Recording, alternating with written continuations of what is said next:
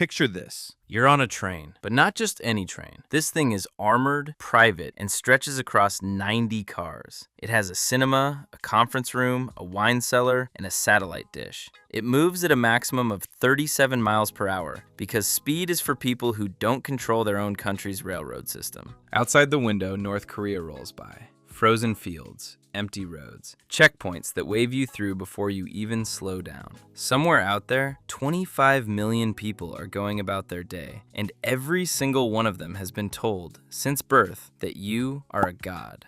Not like metaphorically, literally, a divine being sent to lead the Korean people. Your birth caused a new star to appear in the sky. A double rainbow announced your arrival. The seasons changed in your honor. You pour another glass of Hennessy. It's not even noon, not knowing that even gods can't escape the inevitable death of an unhealthy lifestyle. Hey guys, today we're covering a man who built himself into a living deity, ran one of the most brutal regimes in modern history, and then died alone in a train car from a heart attack. A god, killed by his own coronary arteries. Let's talk about Kim Jong-il. Let's start with the basics. Kim Jong-il was born on February 16, 1941. Simple enough. Except, according to North Korea, none of that is true. Official story. He was born on the sacred slopes of Mount Paektu, Korea's most mythologized peak, in a secret military camp where his father was heroically fighting the Japanese. The moment he entered the world, a bright star appeared in the sky. A double rainbow formed over the mountain. Flowers bloomed in the snow. Birds sang in human language. Allegedly. Actual story. He was born in a Soviet military camp in Siberia. His father, Kim Il-sung, was hiding there. There were no rainbows. It was February in Russia. It was probably just terrible. But here's the thing about being a dictator. You get to choose your own Wikipedia page. So the Siberia thing got quietly buried, and the Mount Paektu legend became mandatory curriculum for every child in North Korea. By the time Kim Jong-il took power, an entire generation had grown up believing he was literally heaven sent, and he leaned into it hard. He had himself declared Dear Leader, then Great Leader, then Eternal General Secretary, which is a title you give yourself when regular titles stop feeling impressive enough. State media described him as a genius of 10,000 talents. He supposedly learned to walk at 3 weeks old. He wrote 1,500 books during his time at university. He composed 6 operas in 2 years, all of them masterpieces, obviously. He also, and I cannot stress this enough, officially invented the hamburger. Not the concept, the hamburger. He claimed he created it as a nutritious food source for North Korean students and named it the double bread with meat. McDonald's, apparently, was just a coincidence. This is the man we're dealing with. A guy who looked at a hamburger and said, "Yes, I made that." And 25 million people nodded and wrote it down. Okay, we've had our fun with the hamburger thing. Now let's talk about what Kim Jong-il actually did with all that power. Because this is where it stops being funny. His father, Kim Il-sung, died in 1994. Kim Jong-il inherited the whole operation. 25 million people, a crumbling economy, and a nuclear program in its infancy. His solution? Double down on everything. North Korea's ruling ideology is called juche, roughly translated, self-reliance. Sounds noble until you realize it mostly meant sealed borders, zero outside information, and making sure nobody could compare their lives to anyone else's. It wasn't just policy, it was religion, and Kim Jong-il was its high priest. And while he was preaching self-reliance, the country was starving.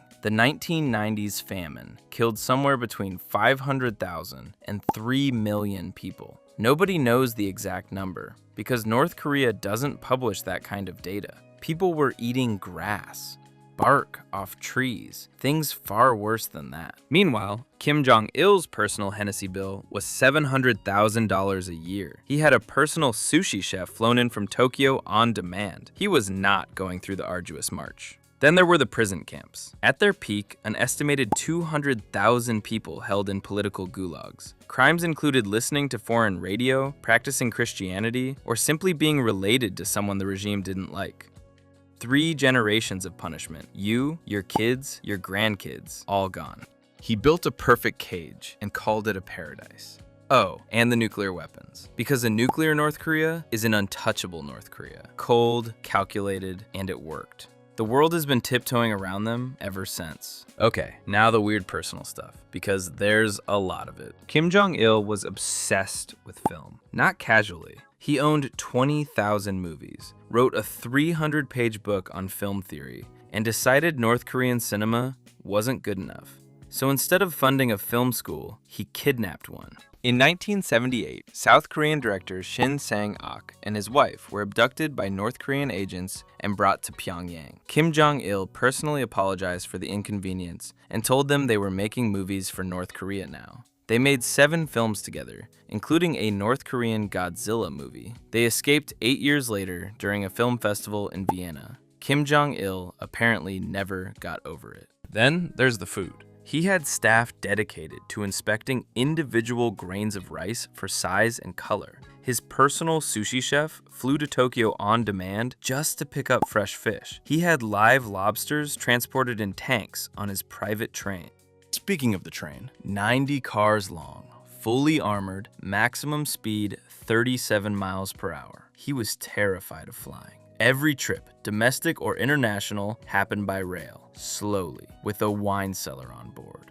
The man had a reported squad of young women recruited from schools across the country purely for his personal entertainment. We'll leave that one there. Here's the point. The personal obsessions and the political brutality were the same impulse. Total control. Over cinema, over food, over people, over reality itself. He didn't just want to rule North Korea, he wanted to direct it. By the late 2000s, the self-proclaimed god was breaking down. Decades of Hennessy, cigarettes, and rich food had done their work quietly. In 2008, he suffered a stroke, vanished from public life for months. No appearances, no state functions, nothing. In a country where the leader's image is literally everywhere, the absence was deafening. He reappeared eventually, visibly thinner, moving carefully. The left side of his face slightly dropped. State media kept running old photos. Here's what a stroke does. A clot blocks an artery in the brain, cutting off oxygen. Neurons die within minutes. Depending on location, you lose speech, movement, memory, personality. Recovery is possible, but the damage is permanent. It's your body sending a strongly worded warning letter. He did not change his lifestyle.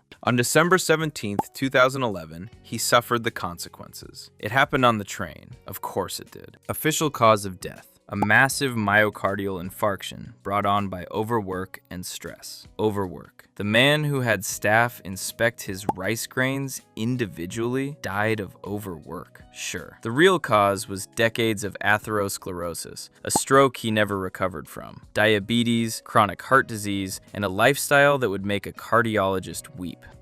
Here's the detail that somehow makes it worse. Nobody checked on him for hours. Not negligence, just the logical outcome of a culture built around his divinity. You don't knock on a god's door. You wait outside. You follow protocol. So he lay dead in his train car while it rolled through North Korea and nobody came. When they finally found him, he was gone.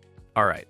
Let's talk about what was actually happening inside Kim Jong-il's body in those final minutes. For decades, his arteries had been slowly filling with plaque, cholesterol, fat, calcium, accumulating on the inner walls of his coronary arteries like rust inside a pipe. Atherosclerosis, driven almost entirely by lifestyle. Heavy drinking accelerates it. Smoking accelerates it. Chronic stress accelerates it. Kim Jong-il was doing all three simultaneously for 40 years. Then on that train, a plaque deposit ruptured. His body formed a blood clot right there inside the artery. Blood flow to a section of his heart muscle stopped completely. That's a heart attack.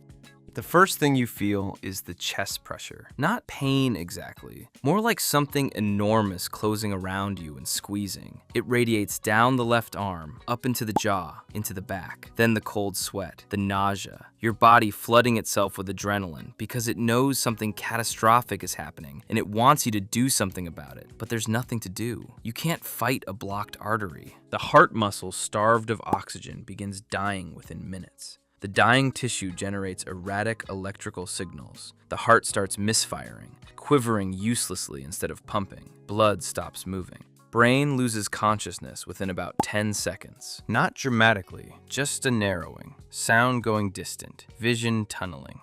Then nothing.